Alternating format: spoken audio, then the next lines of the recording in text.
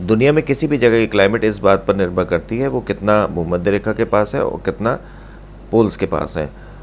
जितने भी भूमध्य रेखा के आसपास के रीजन्स होते हैं उनको हम कहते हैं ट्रॉपिकल रीजन्स, और जितना पोल्स के आसपास जो रीजन्स होते हैं उनको हम कहते हैं टेम्परेट रीजन्स। टेम्परेट रीजन्स और ट्रॉपिकल रीजन्स के बीच में जो रीजन्स होते हैं उनको हम कहते हैं सब ट्रॉपिकल रीजन्स। जितने भी ट्रॉपिकल रीजन्स होते हैं वो कंपैरेटिवली गर्म होते हैं और उसमें ह्यूमिड एनवायरनमेंट होता है। ट्रॉपिकल और सब ट्रॉपिकल रीजन्स में कई तरीके के फीवर होते हैं जो सारे साल होते रहते हैं, और रेनी और पोस्ट रेनी सीजन्स में कुछ ज़्यादा होते हैं। ये सब में हाई ग्रेड फीवर और मसल एक, बॉडी एक होता है। इन फीवर्स को हम ट्रॉपिकल फीवर के नाम से कहते हैं। अगर फर्स्ट डे में, क्योंकि हम इसको डायग्नोज नहीं कर सकते कि फ़ीवर क्या है, तो इसको हम टर्म एक देते हैं ट्रॉपिकल फ़ीवर।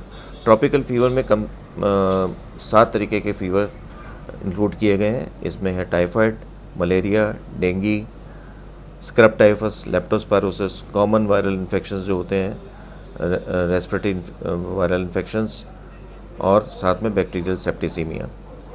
तो ये सारे फीवर जो होते हैं ट्रॉपिकल फ़ीवर में आते हैं। अब ट्रॉपिकल फ़ीवर में हम क्लिनिकली कैसे डिफ्रेंशिएट कर सकते हैं कि कौन सा फ़ीवर हो सकता है। अगर कोल्ड या कॉफ़ है या कोई थ्रोट में पेन है तो हम रेस्पिरेटरी वायरल इन्फेक्शंस कर सकते हैं डायग्नोज, या फिर ये हो सकता है कि थ्रोट से कोई आपका बैक्टीरियल इन्फेक्शन हुआ हो। यूरिन के सिम्टम्स कुछ हैं तो हम यूरिन इन्फेक्शन के लिए सोच सकते हैं। अगर ठंड लग के बहुत फीवर आ रहा है, बहुत चिल्स राइगर्स बहुत हो रहे हैं और अल्टरनेट डे पे फीवर आ रहा है, तो हम मलेरिया के बारे में सोच सकते हैं। इसी तरीके से अगर फीवर बहुत हाई ग्रेड है और रैशेज़ हो रहे हैं तो हम डेंगू के बारे में सोच सकते हैं। स्क्रब टाइफस, अगर कोई इंसेक्ट बाइट का कोई आपकी बॉडी पर निशान है तो हम स्क्रब टाइफस के बारे में भी सोच सकते हैं। जब क्लिनिकली आप डायग्नोस कर लेते हैं कि ये हो सकता है तो हम आगे चलते हैं। इसमें हम सीबीसी, यूरिन रूटीन, ये जो है सबसे पहले टेस्ट कराते हैं। सीबीसी से हमें आइडिया लग जाता है कि ये बैक्टीरियल इन्फेक्शन है, वायरल है या रिकेट्सियल है, किस तरीके का फ़ीवर है। टीएलसी अगर बड़ी होगी तो बैक्टीरियल इन्फेक्शन हो सकता है, और टीएलसी नॉर्मल है या कम है तो वायरल इन्फेक्शंस हो सकते हैं। और अगर टीएलसी नॉर्मल है तो दूसरे कई तरीके जो लेप्टोस्पायरस, स्क्रब टाइफस, ये सारे हो सकते हैं। यूरिन इन्फेक्शन में यूरिन टेस्ट इजी है, कंपैरेटिवली चीप है, तो अगर यूरिन में पस्सल्स आ जाते हैं तो हम यूरिन इन्फेक्शन के बारे में सोच सकते हैं।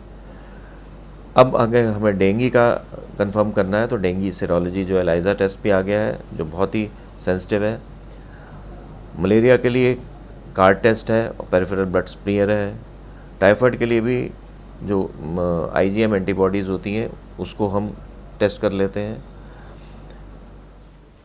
अगर कोई दूसरे इन्फेक्शंस नहीं आते हैं और टीएलसी बढ़ा हुआ है तो हम बैक्टीरियल इन्फेक्शंस के बारे में सोच सकते हैं। बैक्टीरियल इन्फेक्शन जब सोचते हैं तो फिर हमें उसका सोर्स ऑफ इन्फेक्शन देखना पड़ता है कि कहाँ पर वो थ्रोट पर है, पेट में है, कहीं डेंटल एब्सेस है, या फिर जो है कहीं यूरिन में इन्फेक्शन है या चेस्ट में इन्फेक्शंस हैं। तो ये सारा देखना पड़ता है कि ताकि अगर हो सके तो हम एंटीबायोटिक शुरू करने से पहले कल्चर कर सकें उस जगह का इन्फेक्शन का, और उसके हिसाब से फिर बाद में एंटीबायोटिक दे सकें।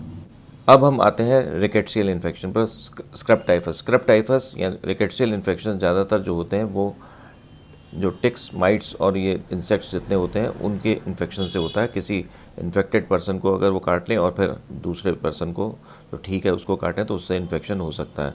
तो ऐसे केसेस में ज़्यादातर में आपकी बॉडी पर इंसेक्ट बाइट का कोई निशान मिल जाए। जब आप इंसेक्ट बाइट का निशान मिलता है तो स्क्रब टाइफस के फिर स्पेसिफिक टेस्ट की तरफ हम जा सकते हैं। इसी तरीके से लेप्टोस्पायरोसिस में अगर आपको एनिमल कांटेक्ट की हिस्ट्री मिलती है, क्योंकि ये एनिमल के यूरिन से हो सकता है, तो हम लेप्टोस्पायरोसिस के बारे में सोच सकते हैं। लेप्टोस्पायरोसिस में लिवर फंक्शन थोड़े से बड़े हो सकते हैं। अगर लिवर फंक्शंस आपके ख़राब हैं, एसजीपीटी बढ़ा हुआ है और साथ में फ़ीवर आ रहा है, तो हम ये सोच सकते हैं कि लेप्टोस्पायरोसिस हो सकता है। साथ में आपको एनिमल कांटेक्ट की हिस्ट्री भी मिल जाती है तो हम ये सोच सकते हैं कि लेप्टोस्पायरोसिस हो सकता है। तो लेप्टोस्पायरोसिस के लिए स्पेसिफिक आईजीएम एंटीबॉडीज़ कराते हैं, तो उससे हम लेप्टोस्पायरोसिस को डायग्नोस कर सकते हैं। अब जब फीवर होता है, आप डॉक्टर को जब तक दिखाते हैं, तब आपको क्या करना चाहिए, आपको सिर्फ पैरास्टामोल लेनी चाहिए 650 की, दिन में 3 बार, और ये दिन में 4 बार भी कर सकते हैं अगर वेट 70 या 80 किलो से ज़्यादा है।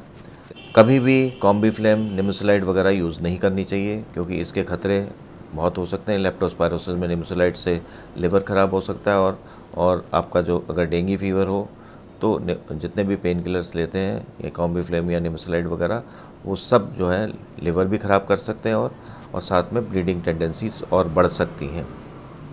तो हमें घर पर हमें सिर्फ पैरास्टामोल और स्पॉन्जिंग करनी चाहिए।